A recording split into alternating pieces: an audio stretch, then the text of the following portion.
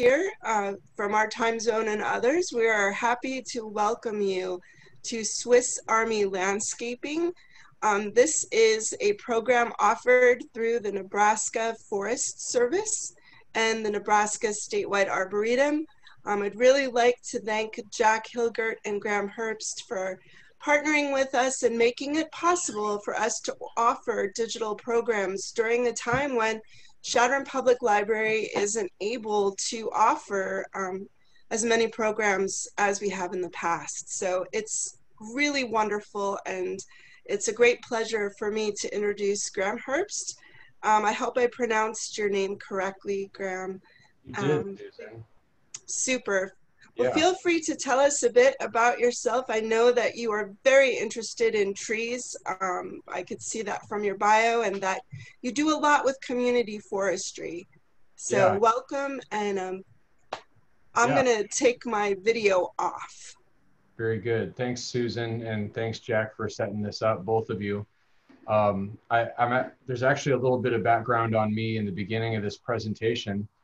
So I am just going to kind of get into it and talk about the genesis of this idea for the presentation itself.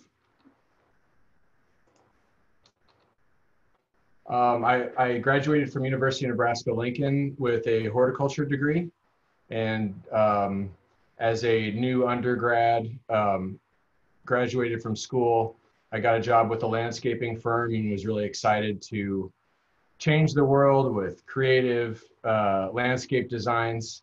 And often what I encountered was a lot of landscapes like this where the plants are very disconnected from each other. They're sort of individuals instead of communities. And I talk about this a lot with trees specifically, but it's an equally relevant point to make about perennials, shrubs. All plants that we put in the landscape are going to tend to be more successful and just connected better when we can plant them in groups and not isolate them with lots of rock or mulch in between.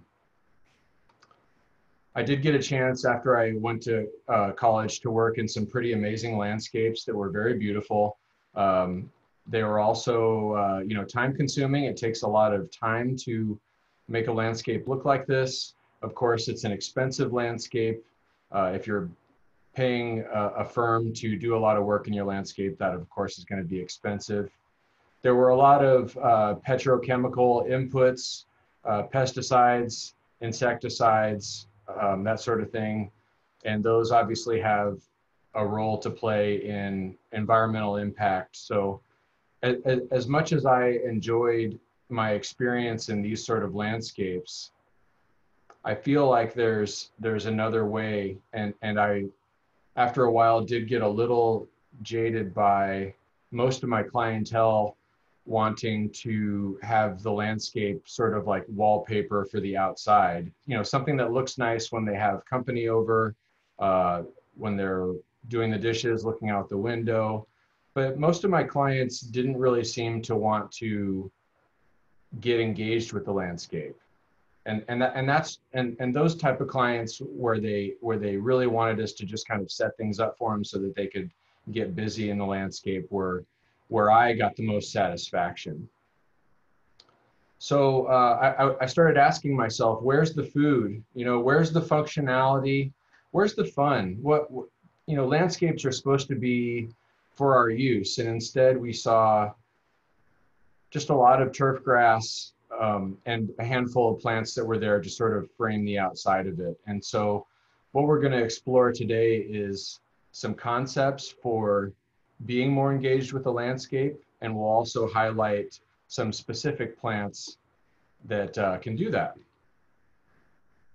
So I like this idea of the Swiss Army knife as it applies to the landscape. And when I first started putting this presentation together and I typed in Swiss Army knife, I found this really impressive example of a knife that's got lots of uses in it. We can see inside the handle itself, there's smaller knives inside the knife, there's lock picks, there's even allegedly a functional revolver in there. I read that on the internet, so it must be true, right? Needless to say, the point is not the knife, but the idea of having your landscape serving a lot of different functions other than just this aesthetics, and having a lot of flowers in the spring, a lot of fall color in the autumn. So we're going to get beyond that and think past the aesthetics, but still know that just about any plant that you grow successfully is going to have some good ornamental attributes to it if you can integrate them well with the rest of the landscape. So the first group of plants that we're going to discuss are plants that can be used for windbreaks better. Those of you in the panhandle of Nebraska are no stranger to the high winds that we get on the Great Plains.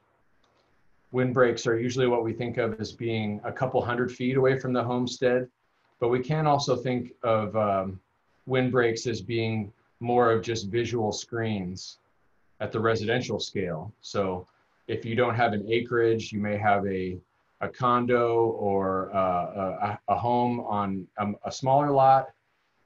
We're not necessarily talking about windbreaks from the functional standpoint, but we can still think of plants as being ways to create outdoor rooms, create intimacy. Landscapes are more likely to be interesting and engaging to people when they can't see everything from one vantage point. So by creating outdoor rooms with plant material, we can encourage people to walk around and explore a little bit because it's not all laid out for them all at once. So I was asked by the 4-H Center outside of Ashland to put together a design for a windbreak. And as you can see here, they had a lot of forest already, cedars, pines, cottonwoods, oaks, things like that. So they didn't really need a functional windbreak. And so I took it upon myself to highlight some plant material that's less often used in windbreaks to show why you might consider using them more. And of course, the diversity issue is big. The more diverse our windbreak is, the more likely that it's going to be successful over the long term, even though we might have some plant choices that don't perform as well as others.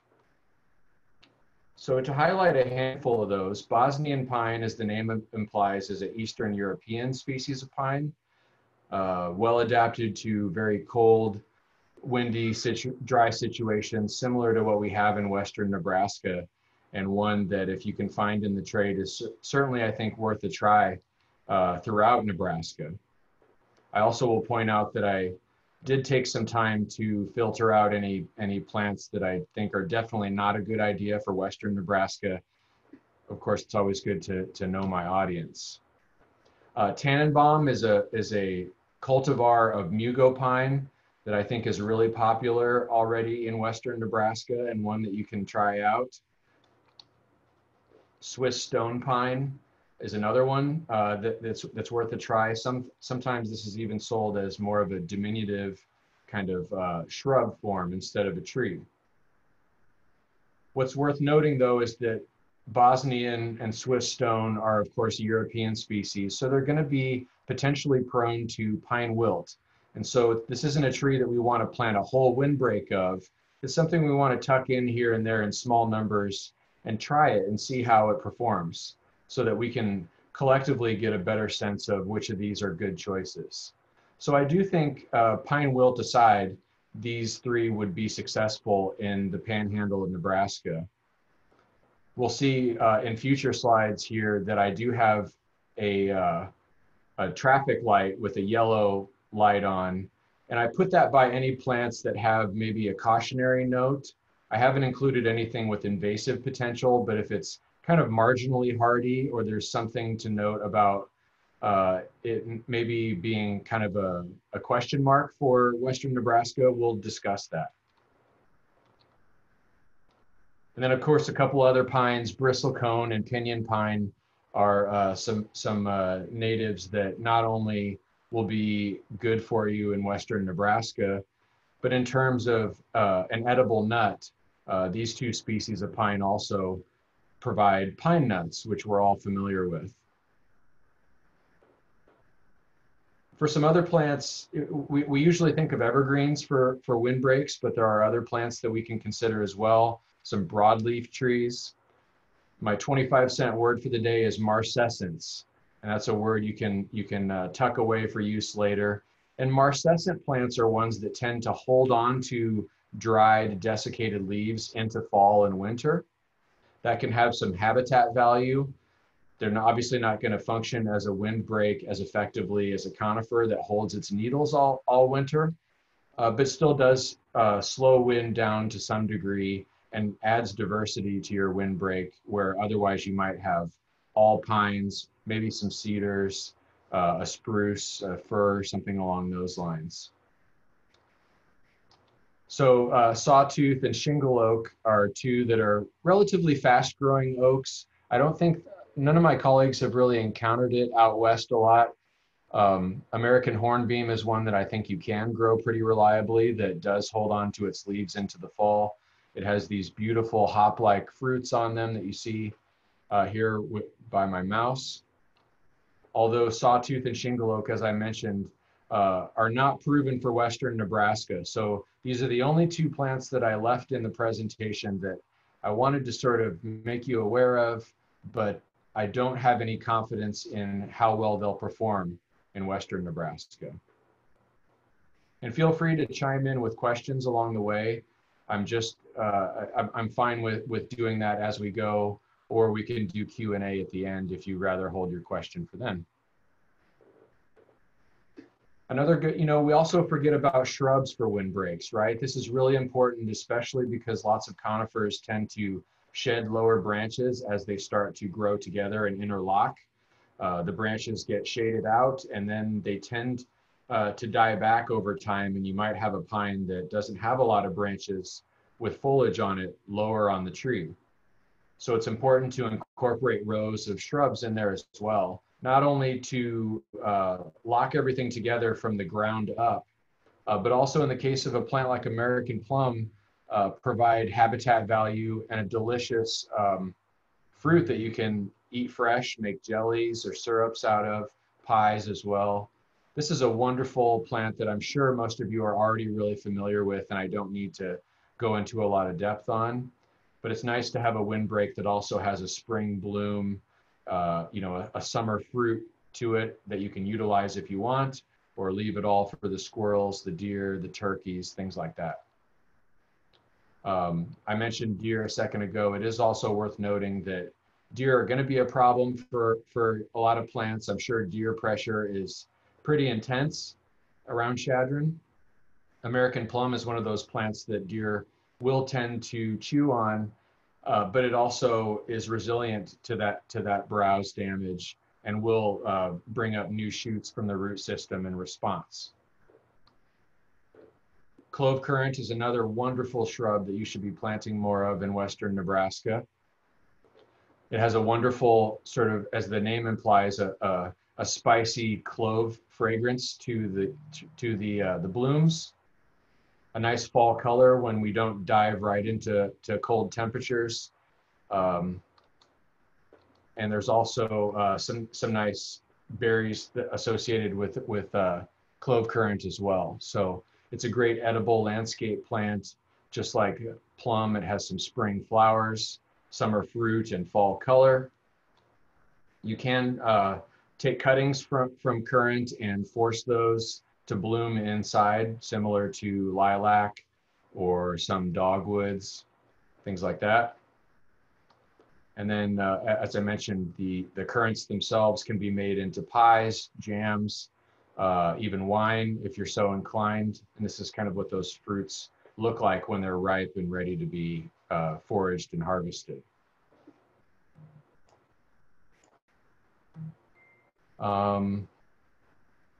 So Susan says she loves American plum. Yeah, the birds and the squirrels do like to plant those, don't they? They eat the fruit and they deposit the seed, sort of like mulberry, and there we have more and more of them. So that sometimes that can become a management challenge when you have the wildlife sort of planting more of a plant than you might prefer to have in the landscape. Otherwise, it can be seen as an advantage in a way to bring resiliency to the windbreak, knowing that wildlife are going to perpetuate it for you. I know you have to be particular with the apple varieties that you plant in western Nebraska. It's a different microclimate than we have around here. And I'm not the expert on which of those varieties are going to be best suited for you guys. Most of you are probably familiar with Lucinda Mays, and she is an excellent source of information about which apple varieties would be best for the panhandle. The anecdote I want to share with you today is from a house I lived in prior to the one I'm in now. We were adjacent to a fairly busy street. There was a gas station across the way there that we didn't really care to look at much. But we did find that the privacy panels that we were only allowed to build 8 feet high weren't quite giving us the privacy that we wanted. So what I did then was bought a couple apple trees and smushed them in between the deck itself and the panels that you see here. And then we can prune those into an espalier, which is basically like a flat wall that allows us to not only screen the deck better with plant material that's attractive, and we can pretty much harvest the fruit right from the deck because the deck was up off the ground. This was the reason that it was difficult to get good privacy for the deck, because it was elevated in a way that made the panels not really screen as well as we'd like. But then if we needed to do a fungicide treatment for the leaves or an insecticide treatment for the fruits to keep them of better quality, we could do that with a small pump sprayer from the deck without needing big pressurized equipment to get a good application on the tree. So we could care for the tree, harvest it, and enjoy it without needing additional assistance or a lot of equipment to do so. So part of this is not just about incorporating edibility and fun and functionality into the landscape, but doing it in a way that is also easy. So we had the problem of our deck being up off the ground and not screened as well as we'd like. And that became a solution with an apple tree that was able to provide the screening that we need. And the deck was facilitating our ability to give it a spray program. Back to the, oh yeah, okay, good. So that's kind of, before we moved out of the house, that's about as far as we had gotten with the espalier. But you can see how I was pruning away any of the branches that were growing towards the deck or towards the privacy panels. Sometimes you can use the privacy panels themselves to sort of train those branches and affix them to the panel so that they grow. I wasn't so concerned with them growing horizontal like we see in the picture on the left. But in terms of having that flat plane, it was pretty easy to do with some minimal pruning. Okay, so here's a yellow light plant. Akebia quinata is an Asian vine. Vines are another great plant for screening when we have a tight space that we want to sort of soften with plant material, but we don't have the room for upright conifers like arborvitae. Sometimes the best solution is to build a structure and then grow a vine on it to give that softness that plants can provide. My yellow light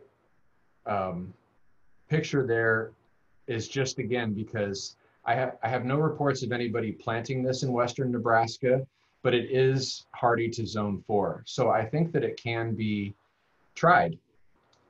As you can see here, it has some really nice purple to sort of, I almost describe this color as kind of chocolate milk, although it's got a little bit more purple in it than chocolate milk does. But they have these attractive way of starting as sort of a ball that splits open and shows us the flower parts on the inside.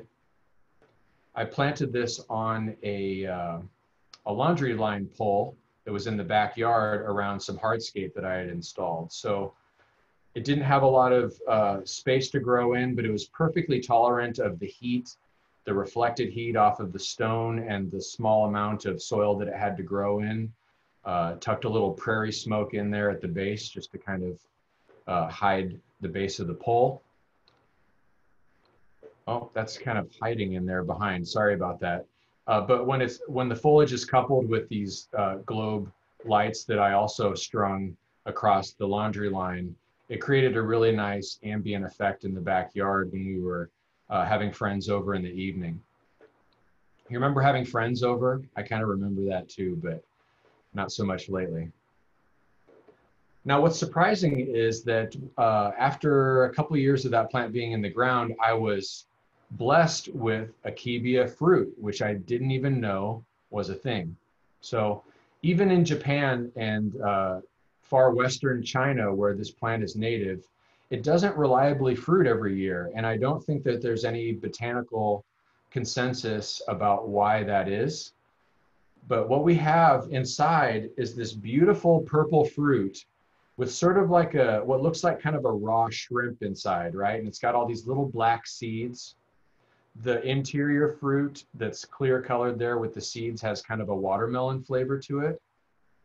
And Asian cultures that relish this plant will also take the outer purple covering and they'll slice that up and kind of saute it the way you would a bell pepper. You know, it doesn't have the outside doesn't have a sweet flavor to it. It's more of a savory vegetable flavor. And so it can also be used in stir fries and things like that. So again, just to reiterate, this is not a proven plant for the panhandle, but one that might be worth giving a try to.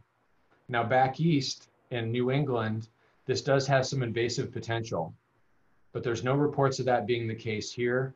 I don't think that the seed is going to prefer our high pH soils. But I definitely think that if you can successfully grow Akebia in the Chadron area, the invasive potential is going to be even less than it is here in eastern Nebraska. So the yellow light there is again only because I don't know of anyone who's actually tried it out there, but it is hardy to zone for. And there's a picture I took of the fruit and the outer covering, and it was just such a delightful surprise that I wasn't even expecting. In some places they also take the fruit and they put it into smoothies and things like that.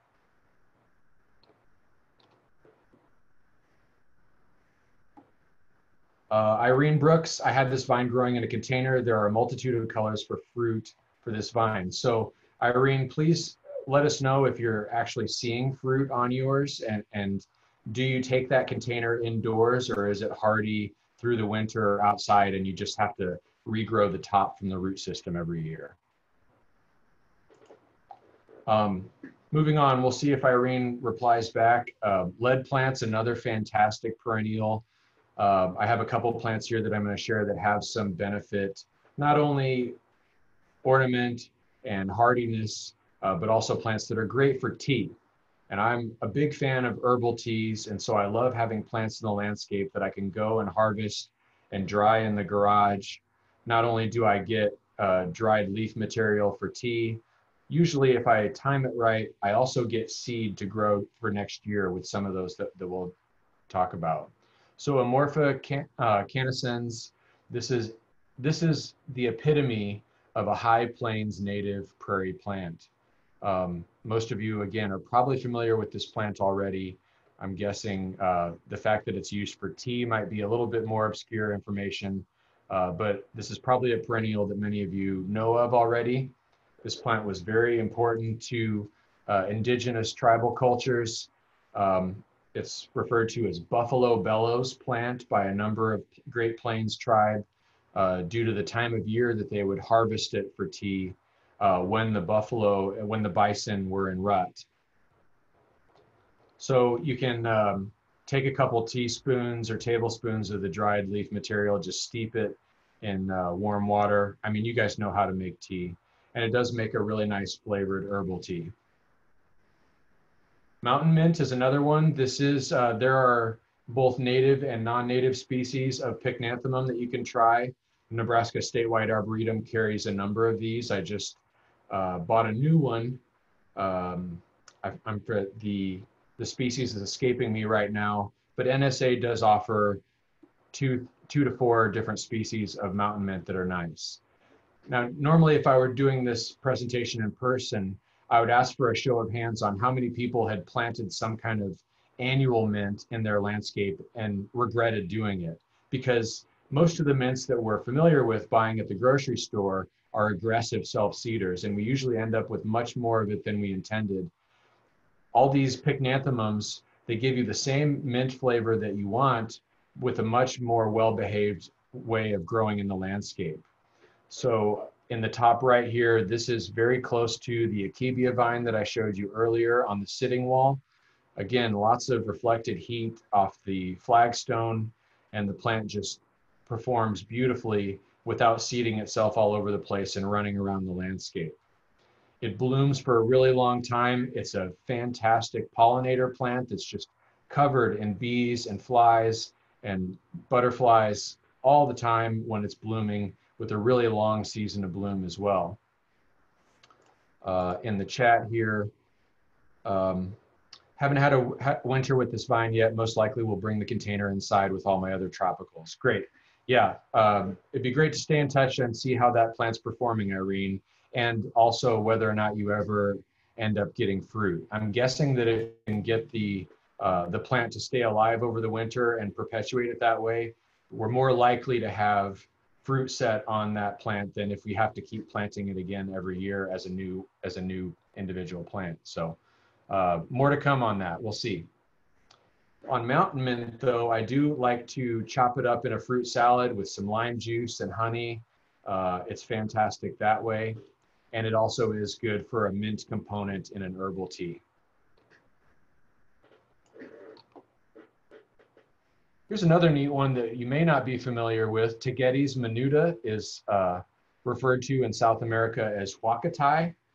I do have chickens in the backyard, and I find that some of the chicken feed that I buy does advertise having tagetes in the mix of the chicken feed. So while I haven't seen my chickens browse on this plant at all, there are other species of tagetes, which may be this one. I'm not, they don't specify which particular species are going into the chicken feed, but it might be one that's not only an attractive annual plant that you can grow, but potentially forage for your feathered friends that you might share the backyard with.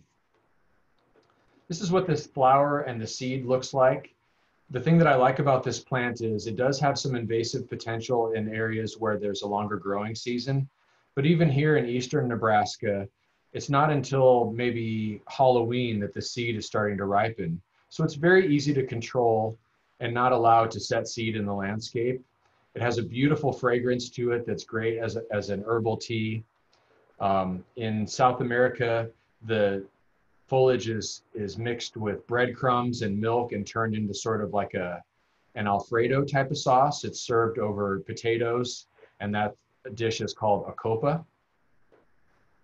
And when I harvest the seed to prevent it from moving around in my landscape beds, then I also have the seed that I want to grow it next spring to get it back in the landscape. Lemon verbena, Aloysia. This is one that's probably sold in garden centers around your area. As the name implies, the foliage does have a wonderful lemon fragrance that's good for teas. I don't get purple flowers as much as white on mine, so it might be a different species that I'm buying. It can be used for ice cream, not only as a decoration, but also as a flavoring for ice cream, if that's something that you get into doing at home. It's used for a lot of botanical, perfumes and soaps and things of that nature. It's a great garnish, not only in the tea, but on top. You can perpetuate this plant sort of like Irene is talking about with her Akebia by growing it in a pot instead of planting it in the ground and bringing it inside. You can bring it inside into the warmth and treat it as more of a 12-month-a-year living plant. And it can be kind of pruned into something that has a real bonsai look to it. If you want to play around with pruning a plant and creating a interesting shape from it, it will start to get sort of woody over time. And so you can have fun with it by bringing it in and out of doors as the weather permits. I did use lemon verbena one time to infuse vodka. You can use a lot of herbal plants to add flavor to alcoholic beverages. What I found though was that a little went a long way, and with this particular iteration, I ended up with something that tasted like lemon pledge. And so I had to go buy more vodka and dilute it down in order to get the lemon flavor toned down a little bit. But it is nice that way as well. Great. Borage. This is another one that does tend to seed itself about. So a cautionary note there. If you're looking for a plant that's not going to do that sort of thing, borage is not the plant for you. But it's a great companion plant for tomatoes and strawberries. As the notes say, it does have a nice taproot that's good at working over the years at breaking up compacted soils. Because it has a deep taproot, we refer to that as a dynamic accumulator. And what that means is that it has a root system that goes deeper in the soil profile and accesses nutrition that can be made available to other plants. So when I have borage growing in my vegetable garden, periodically, if it's flopping over into the pathway or it's growing somewhere I don't want, I yank it out of the ground very easily, and I use that as a green mulch for other plants. So as the borage foliage breaks down over time, it's making that nutrition that it accessed deep in the soil available to my other vegetable plants. As you see, it does have these little hairs all over it. As the leaves get bigger and older, those hairs become more pronounced and it's not quite as edible. But when the leaves are still young and tender, it has a wonderful cucumber flavor, and the flowers also have that same sort of cucumber flavor to it. So this is one of the flowers, if you watch a lot of cooking shows with fancy restaurants, this is one flower that you'll see used a lot to garnish and sort of make a presentation more attractive. But again, it will sort of move around the landscape a bit. It's an annual self-seeder. So always a cautionary note there. And I think the last annual I'm sharing with you is Tulsi.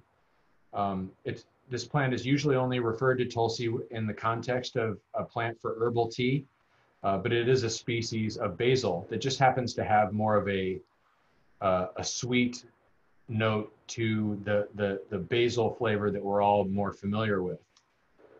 Just like the wakatai I mentioned earlier, I harvest this for tea. I get seed along with it in the bottom of the paper bags that it's drying in. And then I grow, I sow that as plugs indoors that I can put out into the landscape. Usually around May is when it's safe to get those put out in the landscape. And this is a fantastic ground cover plant. The herbal tea that I mentioned before. So it's got a use aside from filling space. In Hindu cultures, it also has some religious significance, but I can't speak much to what that is other than knowing that it is a plant that is important to practitioners of the Hindu religion. And the flowers themselves are fairly attractive, if not kind of small and inconspicuous.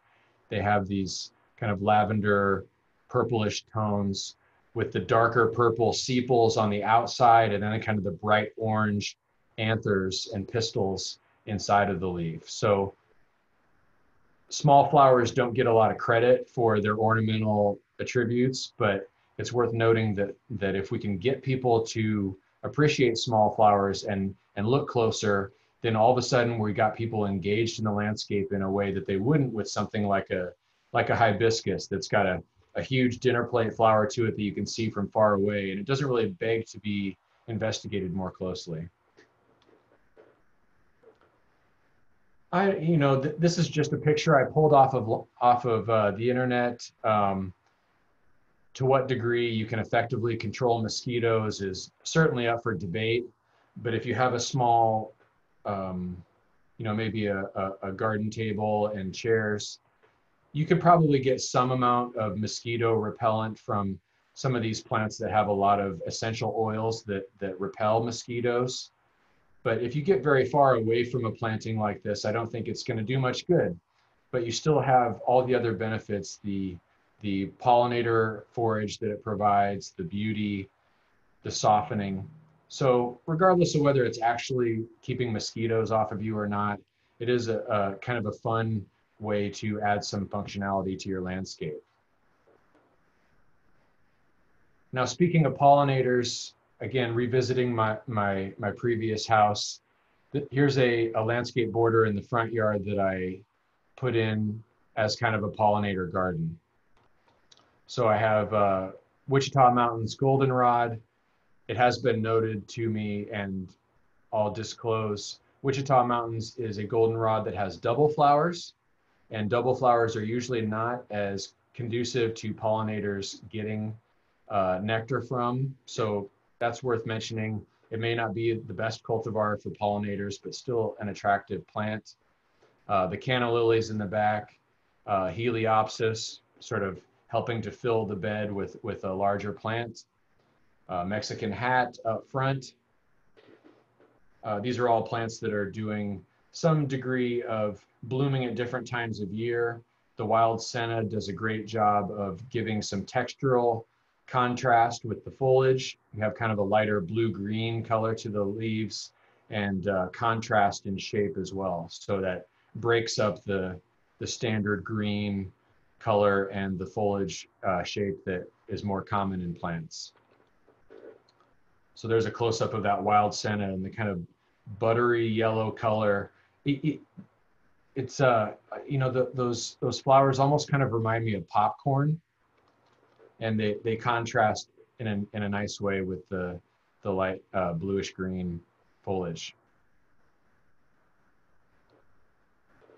We're talking about pollinators. Lots of times bees are the first things we think of, and you cannot throw a rock on Pinterest without hitting a page that's showing some cool pollinator projects that you can do, where you're taking scrap pieces of wood, drilling holes, or stacking wood together to create spaces for pollinators to overwinter as a larva. So there's lots of fun projects you can do to encourage your pollinators to not only visit your landscape for the nectar that they need and spread the pollen that our plants need, but also stay there over winter and be close by long-term, aside from just to collect a meal. So lots of different projects like that. You guys have probably seen lots of this stuff out there. What's worth noting, though, is that a lot of these projects forget to mention that over time, when they're exposed to the elements, they're going to start to take on more moisture and potentially have fungus spread through that wood. And so it's better to think of these as more temporary things that you replace after a few years than something that's a permanent installation that will be used year after year after year. There's a company called Crown Bees that actually will buy these larvae from you if you collect them. So they make these blocks that you see right here that can be banded together to create tubes that can be used to put larvae in. And then when you take the band off, it's easy to get access to those larvae if you want to. But try to stay away from bundles that are all the same width. Bees like to have variation so that they can navigate back to the same spot from time to time. If I back up a little bit, this is an invasive Phragmites that is a problem plant in water areas, but it does have, the stems of the plant do have the ideal diameter for larvae to overwinter in. So if you have this plant growing in your landscape, I'm sorry about that, because it is a pretty aggressive plant, but you can harvest those stems for this purpose. And so here's an example of how a bundle can be more effectively used for bee habitat over the winter. So getting away from the annuals, we can talk about some other perennials and some shrubs that have some other benefits. I don't think the service berries are another plant that are new to most of you. There are a number of different species that you can grow based on what sort of mature size that you want out of the plant. But this plant does a lot of work throughout the growing season. It has very attractive smooth gray bark in the dormant season, an attractive white flower display in spring. The fruit set in the summertime, some of these species are referred to as Juneberry for the time of year that the fruit sets and ripens. And again, in most cases, you get some pretty reliable fall color. This genus of plants is native all the way up through Alaska and Canada. So winter hardiness is certainly not an issue for this plant. And I think it's going to give you fall color a little bit more reliably than a lot of other plants. And you get this wonderful variation of oranges and reds that are not the same throughout the whole tree.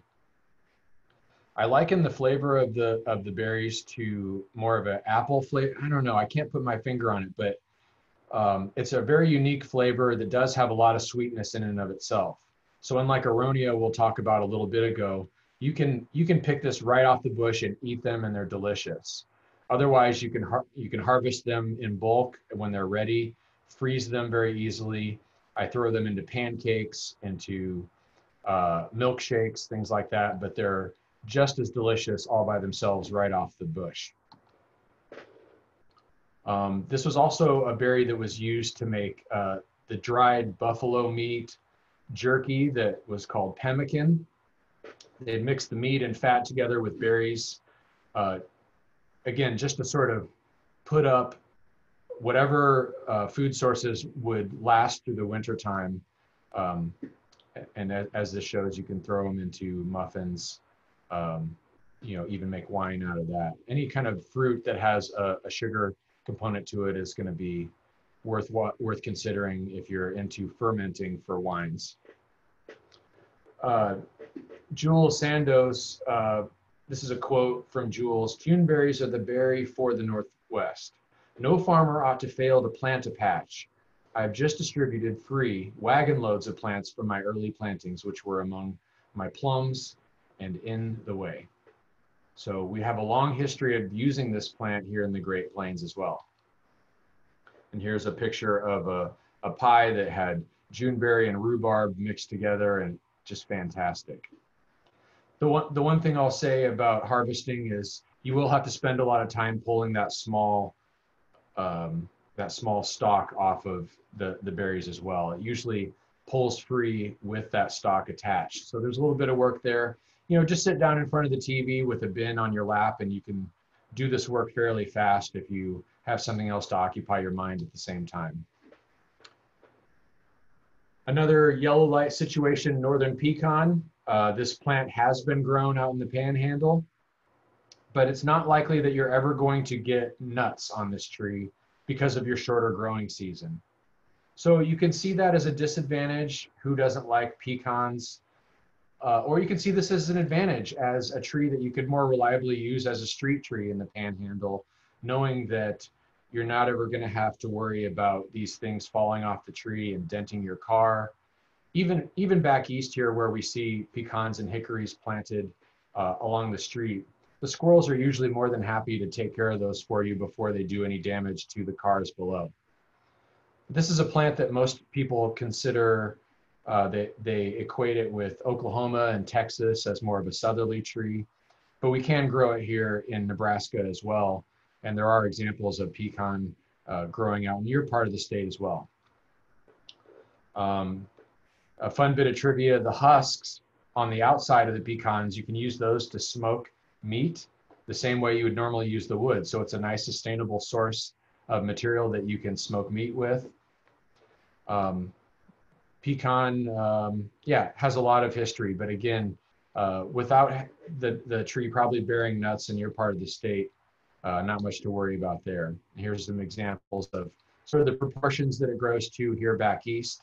I think in western Nebraska, you could count on this tree getting at least 20 to 35 feet tall. So it might even be a good choice for under power lines if we find that it doesn't reach the same proportions that it does back east here with the rainfall that we have. Another nut tree, hazelnut, is more of a large shrub, and Turkish filbert is the European tree form of that. We all know what hazelnuts are. They're a personal favorite of mine. My dad, for my birthday, many years will make me a Belgian birthday cake that has, a chocolate cake with the chocolate ganache over top, and you have all the hazelnuts rolled in cocoa powder, and it's just a delicious cake. Here's what the tree form looks like. I know that our American hazelnut is reliably hardy out west, but I'm not sure about the Turkish filbert tree form, whether or not that would be hardy enough for you guys. Aronia is really starting to get some prominence in the nursery industry. So again, I would guess that you guys have come across this plant before. Just like serviceberry, it's doing a lot of work throughout the growing season with a spring flower display, a summer fruit set, and a fall color that's to die for when it gets a chance to show it to you. This is, the state of Iowa is the largest producer of aronia in the country. And this is a high antioxidant plant that does have a lot of tannins in it. If you were to eat this right off the bush, you would note a flavor similar to what you get from red wines, that sort of dry mouth flavor, not a lot of sugar in the fruit itself, but you throw this into the blender with some vanilla ice cream and you've got a killer milkshake.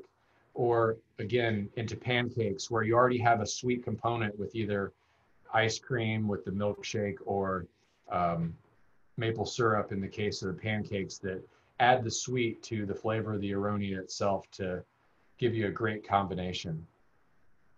Just a wonderful landscape plant. There are a lot of cultivars selected for different sizes depending on what you're trying to do in your landscape. Another thing we see a lot in the nursery is people love plants with unique foliage color. So whether it's the Crimson King Norway maple, the smoke bush, purple leaf sand cherry, you guys are probably familiar with some of these. The Japanese maple cultivars are not probably as hardy for you guys. There is a new elderberry cultivar out there with purple foliage that you might consider. Elderberry is certainly tough in western Nebraska. Whether the cultivar is hardy or not, I can't speak to though.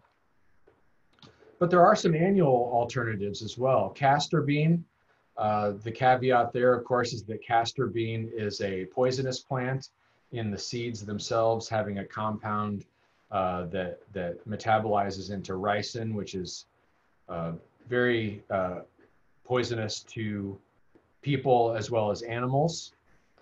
But there are cultivars of amaranth like this one here, which are just beautiful and give you that fall or that foliage color that we're looking for in lots of the other purple leaf plants.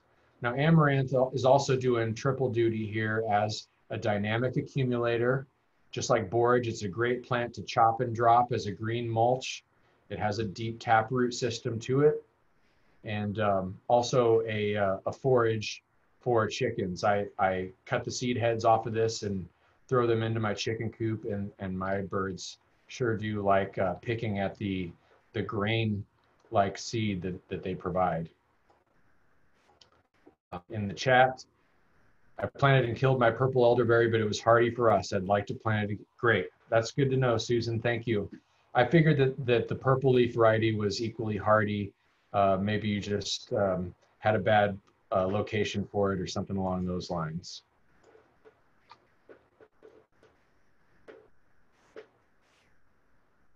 Oh, son mowed it down. Well, shame on him. So I did get a question ahead of time before this talk today about landscaping for pets. And that was a fantastic question that I wasn't already addressing in my talk. And so I did do a little bit of research. The American Society for the Prevention of Cruelty to Animals has a wonderful resource on toxic plants for dogs, cats, and horses. And they split that up between the different animals. So if you have a specific animal that you want to, sort of browse plants that are or are not toxic, they note both of those. Sometimes fences and cages have been used to prevent pets from doing damage to plants in your landscape. And there are, you know, with some creativity, you can do that without making things unattractive looking. There are also urine issues with pets, particularly female dogs, which tend to urinate all in one spot, whereas male dogs tend to like mark territory all over the place, and so they don't concentrate urine in location that's going to tend to put spots in the lawn as much, although both male and female dogs can do damage to the lawn and other plants when they're doing their business outside. It's also worth noting that dogs, many breeds, like to create a run along the fence on the outside of your property. And so it's probably best to put large shrubs that are going to need to be away from the fence a little bit, because dogs will tend to trample any small plants that you put right along the fence itself. So something with a larger mature size, if you want a plant along the fence, will probably tolerate them better. I had a nice anecdote about tansy here, but in the interest of time, I want to keep moving.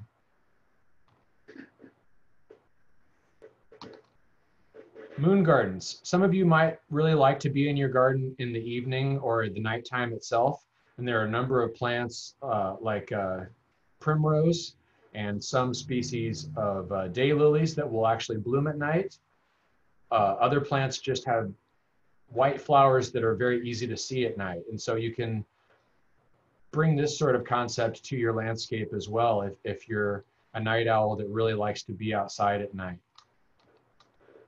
Squash and pumpkins are fun. I like growing these as volunteers because they'll tend to cross-pollinate each other and you don't know exactly what kind of fruits you're going to get. And you can get some pretty interesting colors from them. The squash blossoms themselves can be stuffed with cheese and herbs and battered and fried to delicious effect. It's a great ground cover for the landscape as well. For smaller squashes like patty pan, you can grow them on trellises and harvest them very easy and create a fun landscape component that way by getting them up off the ground. And you'll also have less powdery mildew issues with the air circulation you get from growing them this way. Snake gourds are great also. These can be dried and used for crafts, painting on them. There are also some indigenous traditions with that as well. This was kind of interesting. I've never done this, but you can buy forms that you can put around melons to make them look like Mickey Mouse or grow them in squares. I know in China they do this a lot so that watermelons can be stacked easily at the grocery store. So just kind of a fun idea to share. But I think the clear plastic component is really key so that you know when the melon has filled the form and you can take it off before the melon actually bursts the form and breaks it.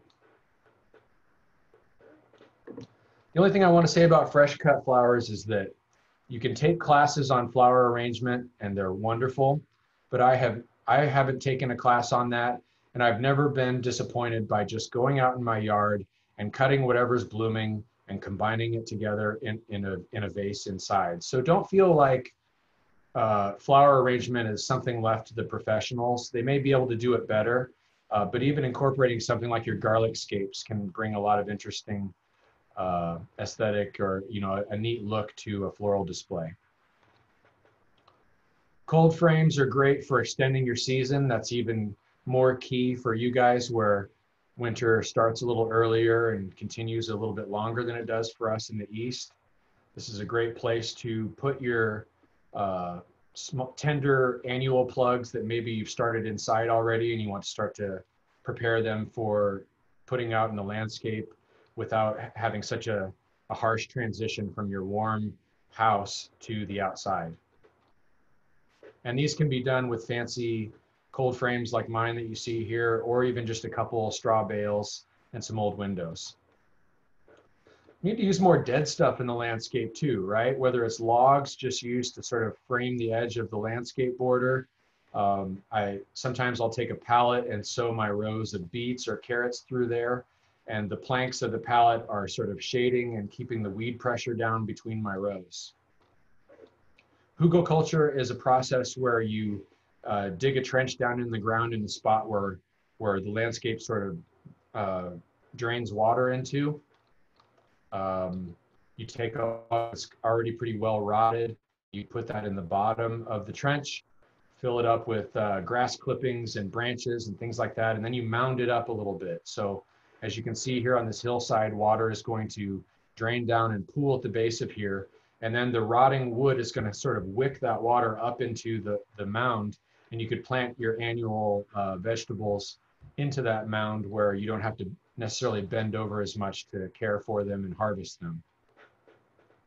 If you lose a tree in the landscape, you don't have to cut it all the way to the ground. You can leave the trunk, and either you or somebody in your area that you know that has an artistic bend and the skills can turn those into interesting sculpture in your landscape. This is an interesting one I came across in South Omaha and stopped to take some pictures of. While this may not be an aesthetic that's everybody's cup of tea, they are certainly clearing away the soil to show the root system beneath, and they even applied a lacquer to this to make it last longer. I refer to this as plant taxidermy, sort of tongue-in-cheek.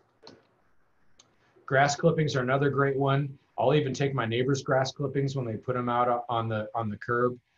Chickens love to sort through that when it's still fresh and green and probably has some insects in it still. And then as they peck through it, they spread it out and mulch the ground and incorporate that nutrition back into your soil along with their chicken poop. And finally, let's not forget allowing our trees to be able to be climbed. In our modern era, we tend to sort of put bubble wrap around everything and protect people from everything that could possibly hurt them. But I think that it does a disservice to our connection to nature. And wherever we can, we should allow those lower branches to persist on a tree so that we can have our little ones or grown-ups access to climbing trees as well. So I think that's got me right on time at 2 o'clock. So if anyone wants to stick around for question and answer, glad to do so, and appreciate you guys joining me today. Graham, thank you. I have so many nice things to say. I just wanted to tell you that the way that you incorporated food and culture into this presentation was really outstanding. So I had a great time. I hope that everyone else did too. If folks want to type in questions, I will go ahead and read those out for you, Graham. All right.